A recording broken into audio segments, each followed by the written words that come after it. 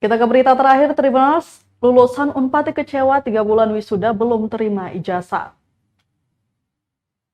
Ratusan lulusan Universitas Patimura periode wisuda bulan Mei 2023 kecewa lantaran hingga kini belum menerima ijazah. Pasalnya ijazah diperlukan guna melamar pekerjaan. Kekecewaan itu diungkapkan salah seorang lulusan, Mobin Boy, kepada tribunambon.com Selasa 25 Juli 2023.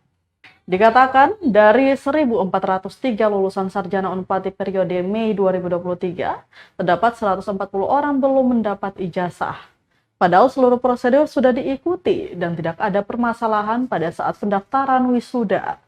Dia mengaku telah berulang kali mendatangi rektorat tetapi tidak mendapat info pasti kapan ijazah diberikan. Terakhir, Senin 24 Juli 2023 kemarin, dirinya mendatangi bidang akademik namun tetap kembali tanpa hasil.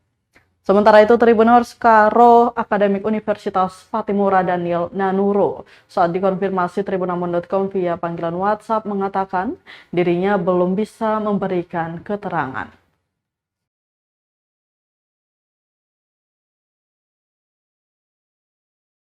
Terima kasih sudah nonton. Jangan lupa like, subscribe, dan share ya.